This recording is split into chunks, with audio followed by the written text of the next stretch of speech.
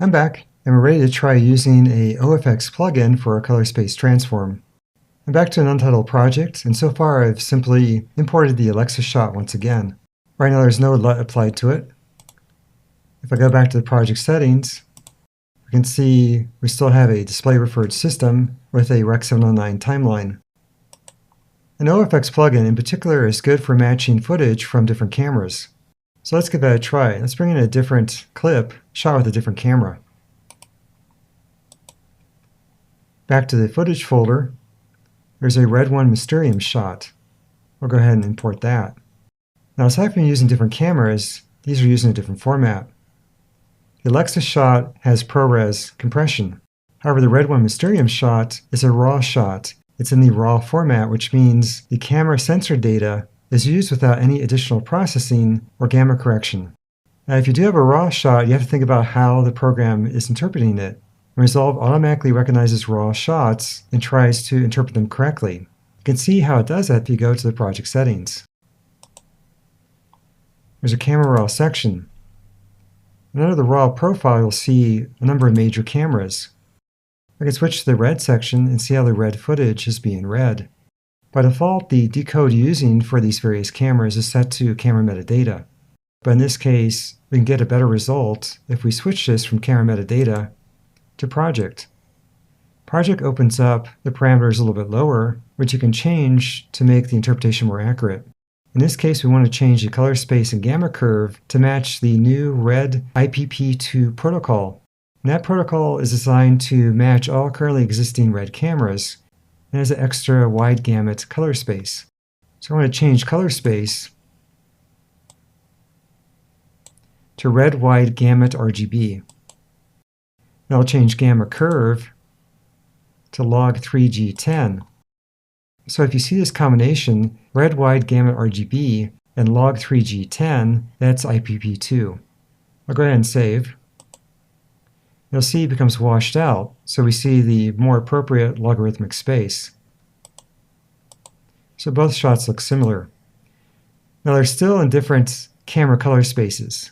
We have a red color space and an Alexa color space. You can use the OFX plugin to convert the red color space to the Alexa color space, and do this before we grade so we can have a consistent grading.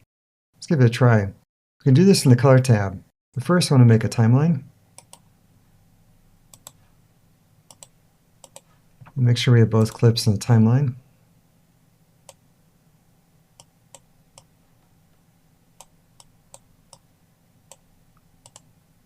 And go to the color tab.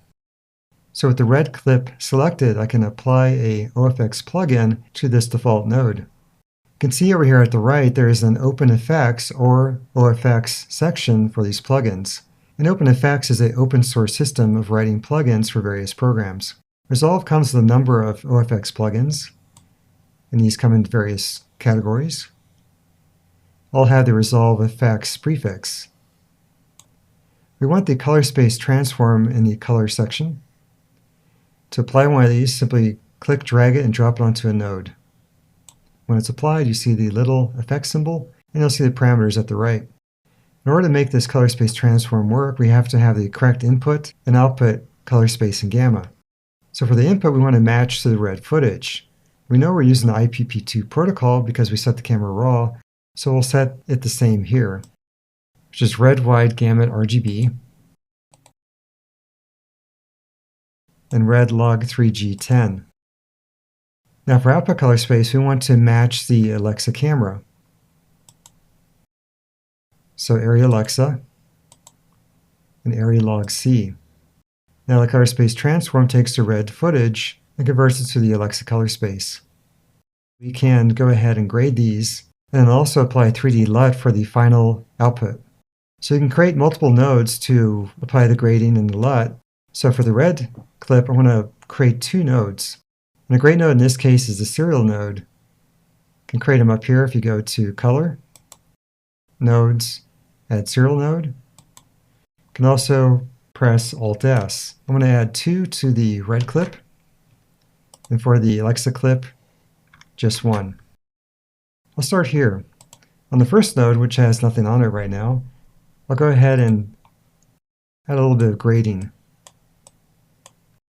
Now, in order to see the final output, on the second node, I'll go ahead and apply a 3D LUT. Let's say we want to go to Rec 709, so I can use the Area Alexa log C to Rec 709. Then go back to the grading and adjust it to make it look good with that final output. I'll go back to the red shot.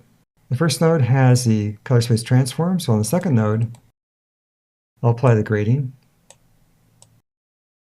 And then on the third node, go ahead and add that Rec 709 LUT.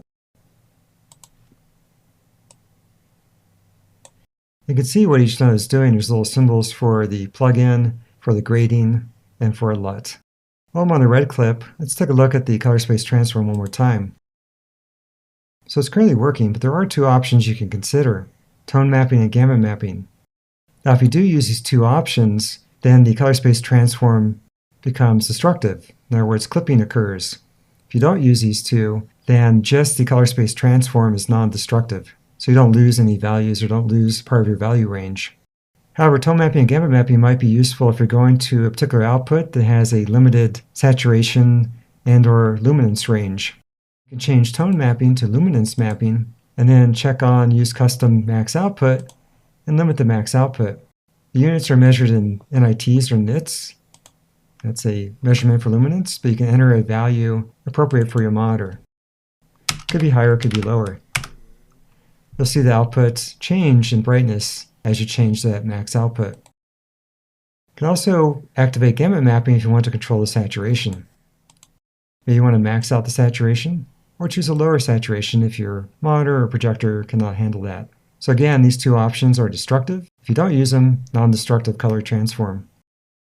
So there's how you use the OFX plugin to match footage from two different cameras.